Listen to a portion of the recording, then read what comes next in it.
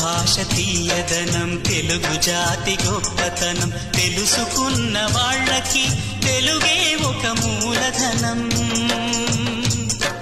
తల్లి తండ్రి నేర్పినట్టి మాతృభాషరా, తెలుగు మరచిపోతే వాళ్ళని నువ్వు మరచినట్టురా, ఇది మరువబోకురా.